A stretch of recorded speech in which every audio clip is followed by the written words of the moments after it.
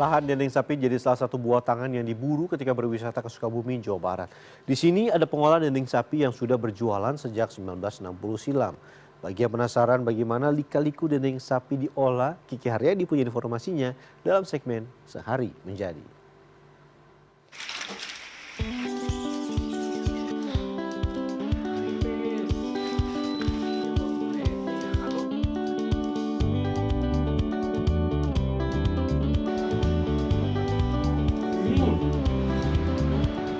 Kawasan Sukabumi, Jawa Barat ternyata tidak hanya dikenal sebagai penghasil mochi saja, tetapi di kawasan ini juga dikenal sebagai penghasil olahan kuliner dendeng sapi. Seperti apa lika-liku berbisnis dendeng sapi di kota Sukabumi, termasuk bagaimana cara pembuatannya, selengkapnya dalam segmen Sehari Menjadi Produsen Dendeng Sapi Sukabumi. Membeli sejumlah bahan untuk membuat dendeng sapi menjadi awal perjalanan saya menjadi seorang produsen dendeng sapi. Pagi-pagi sekali saya sudah berada di pasar tradisional Sukabumi. Kami pun melipir ke tukang daging sapi dulu ya. Daging sapi yang dibeli harus segar, sehingga pembelian daging harus dilakukan pada hari yang sama ketika pengolahan dendeng dilakukan. Nah, ini kita lagi beli daging sapi untuk nantinya diolah. Biasanya dalam satu kali pembelian itu belinya berapa kilo, Kang? Antara 50-60. Seminggu itu ya? Seminggu. Kalau satu kali pembelian sekiranya kurang lebih 8-10 kilo tadi ya? Hari ini kami akan mengolah daging sapi sebanyak 10 kg untuk dijadikan dendeng. Untuk 10 kg daging kami harus membayar Rp1.300.000. Tapi karena sudah langganan, biasanya dapat diskon. Daging sudah di tangan. Yuk kita lanjut belanja. Selain membeli daging, ada juga bahan lain yang harus dibeli, yaitu aneka bumbu. Karena sudah langganan, biasanya barang sudah dipesan sehari sebelumnya. Jadi ketika sampai, tinggal diangkut. Nah, kami sudah berada di rumah produksi dendeng Pak Dadang. Sudah ada sejak tahun 1960, dendeng satu ini cukup legendaris di kota Sukabumi. Saat ini rumah produksi dendeng dikelola oleh generasi keempat, yaitu Kang Aditya. Daging sapi yang sudah dibeli akan langsung masuk ke tahap awal, yaitu pemotongan. Pemotongan ini dilakukan dengan teknik khusus hingga daging benar-benar tipis. Kang Yani, salah satu pegawai di sini, bercerita dibutuhkan keahlian khusus untuk memotong daging hingga tipis. Kalau Kang Yani sudah profesional ya, dia sudah bekerja memotong daging selama 25 tahun. Saya pun penasaran untuk mencoba memotong daging.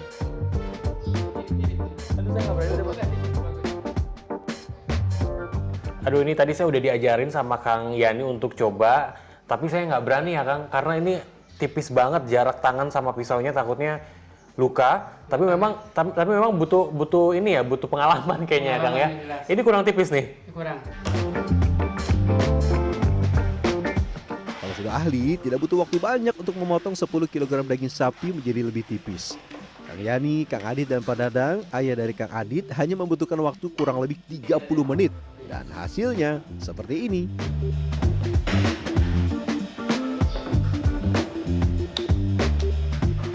Nah, ini dari 10 kilo daging yang tadi sudah kita beli, sudah dipotong-potong, hasilnya seperti ini dan juga sebanyak ini. Tipis banget, bisa dilihat ini salah satunya. Waduh, luar biasa tipisnya. Jadi ternyata ada alasan kenapa dendeng sapi itu dibuat tipis. Selain satu, untuk kemudian ketika proses marinasi bumbunya bisa menyerap. Yang kedua adalah ketika dinikmati tidak alot begitu, karena tidak ada proses perebusan, tidak ada proses yang membuat dia semakin empuk. Daging sapi yang sudah tipis berikutnya akan dimarinasi. Ada beberapa bumbu rempah yang dicampurkan, seperti ketumbar, bawang putih, penyedap rasa, gula, dan garam. Selanjutnya campuran aneka bumbu akan diaduk secara manual hingga bumbu merata dengan sempurna. Aduh, lumayan ya, walaupun ini cuma 10 kilo ternyata cukup berat juga. Tapi ini proses pengadukan seperti ini menjadi penting, harus merata ya Kang Yani. Karena memang ini adalah kunci dari rasa dendengnya nanti. Proses marinasi dari dendeng ini selama 15 hingga 30 menit dalam suhu ruang. Nah, selama proses marinasi berlangsung, bumbu akan meresap ke dalam daging yang akan menghasilkan cita rasa gurih manis. Setelah 30 menit, olahan dendeng sapi akan dijemur di lantai atas rumah produksi. Yuk kita angkat. Hahaha, lumayan juga nih angkat-angkat daging 10 kg. Oke, Kang. Oke, udah aman ya Kang ya? Perjuangan banget nih. Dari bawah ke atas untuk bawa dendengnya untuk kemudian nanti kita akan jemur sama-sama. Yuk Kang, simpen di mana? Katanya aja. Oke. Olahan dendeng yang sudah dimarinasi selanjutnya akan dikeringkan. Tempat pengeringan dibuat khusus dengan jaring-jaring. Satu persatu dendeng akan disimpan di atasnya. Agar olahan dendeng kering sempurna, pastikan setiap potongan dendeng disimpan dengan posisi melebar seperti ini. Jangan sampai ada bagian yang terlipat ya. Jadi sinar matahari ini menjadi penentu apakah prosesnya akan cepat atau tidak. Yang repot kalau lagi musim hujan ya Kang Yani ya. Itu bisa dilakukan lebih dari 3 jam proses pengeringannya. Jadi ada beberapa teknik yang kemudian dilakukan sebagai alternatif ketika musim penghujan tiba untuk proses pengeringan ini. Saya lanjut dulu ya, masih banyak yang harus saya kerjakan. 2 jam sudah berlalu, ini dia hasil olahan dendeng sapi yang sudah kering. Warnanya cenderung lebih gelap dan juga tidak lagi berair. Kalau sudah seperti ini, olahan dendeng siap masuk proses berikutnya.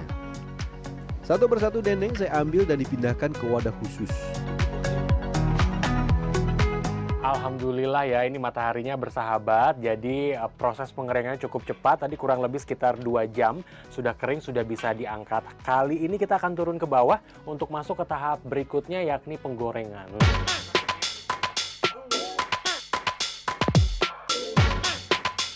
Sebelum menggoreng dendeng sapi, kami akan mengolah dendeng paru.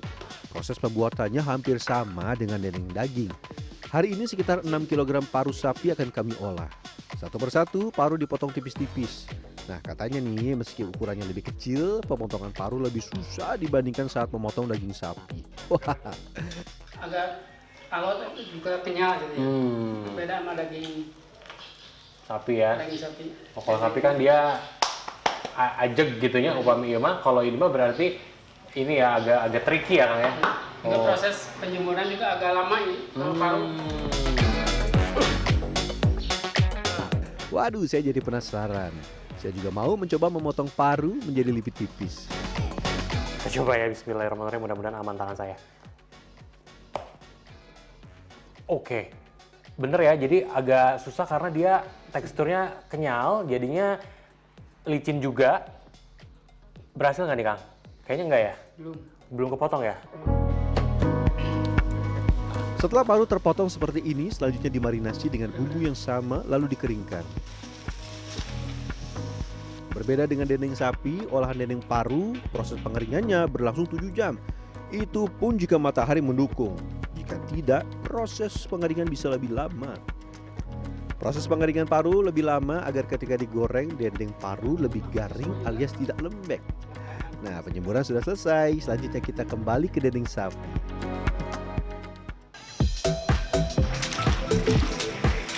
Semua olahan dendeng sapi yang kering lalu dimasukkan dalam minyak panas. Dan proses penggorengan pun dimulai. Pada proses penggorengan menggunakan api panas, olahan dendeng harus selalu diaduk agar tidak gosong. Kang Adit, pemilik rumah produksi dendeng, bercerita tidak mudah mempertahankan bisnis keluarga yang sudah ada sejak 1960 silam ini. Apalagi ketika pandemi COVID-19. Omset bulanan yang ia terima turun drastis. Bisnis keluarganya kembali naik daun dengan berbagai inovasi yang dilakukan pada 2022.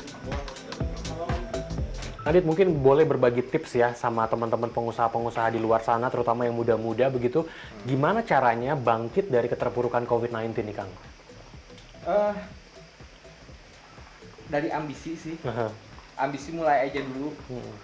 Mulai aja dulu, jangan takut jatuh lagi, bangkrut lagi, coba lagi terus.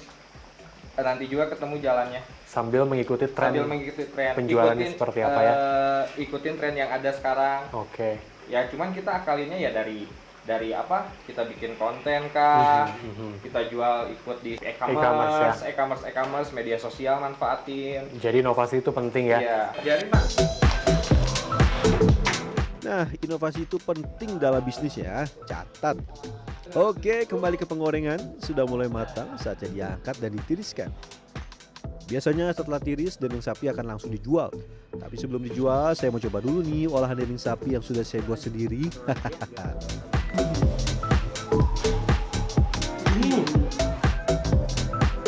Jadi saya cobanya itu ketika pas diangkat, kemudian masih ada panas-panasnya.